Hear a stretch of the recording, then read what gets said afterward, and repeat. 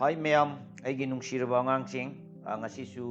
aina angka mapulai yam toina koigi exam khudimagta haitare example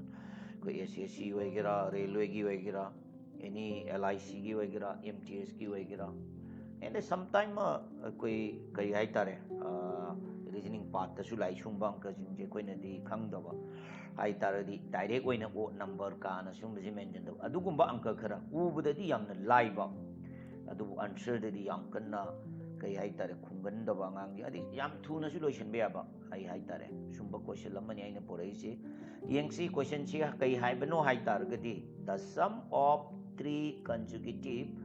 odd numbers is 51 find the smallest number haibani ngasai consecutive hai jahan khangadabani maramdi matang lakpado say for example koi kai haitare odd number haibasi kai haitare koina spelling akoina haiba matamda odd number se dum khang du ngai 1 3 5 7 do yam lai gre sumaina laiba je koi gi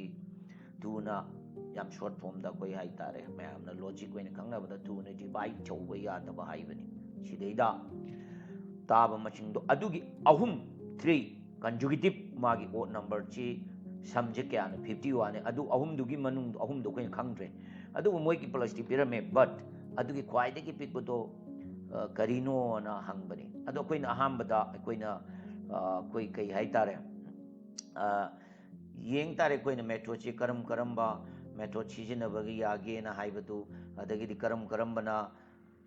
tauge na haibadu koina yenga sina du yam lai bida ai haige ngasai ira je sumaina sida koina kai haitare koina ira kanda yenga je bachida space am tamo 1 ai gi sam noi gi logic yam lai bidani 1 plus sumaina 1 plus sumaina mai ka khan equal to kya ga mane hai 51 ga mane hai si 51 mane hai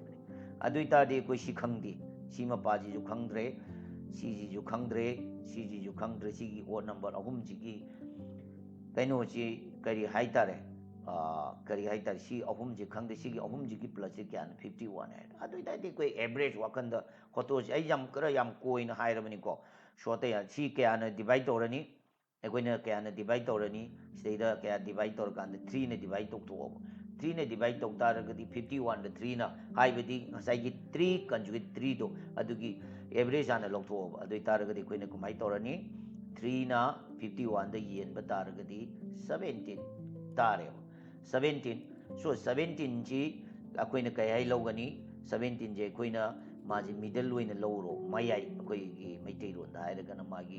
average dugi magi kaino ne lowro ba koina kai hai tare center ahum dugi mayai adudi 17 do laire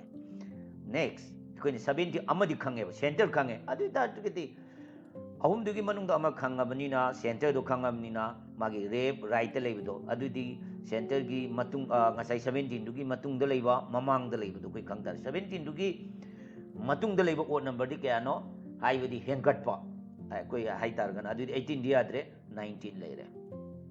adu targadi handaba hai targadi 16 di adre kaya no 15 adu targadi koi gi the find the smallest odd number to karambano hai targadi 15 adu di answer karamba chumme si ji chumme ko sini angangsing aina koina takpa yoani aikoina kaidogi na haiba matamda second khar dor pe yabang kani adubu masi sugumba angka si noine di haiba direct oina copy oina piram de haiba jai multiple hangba yai reasoning da lakpa yai anything amma semto ga pitho ga hang bachu jai but aikoina concept tu di khangwa hai yengsi kaigumba igi holy business na koi da knowledge phangboy targadi like toramu subscriber toramu comment piramu mathangi angka ngai duna leramo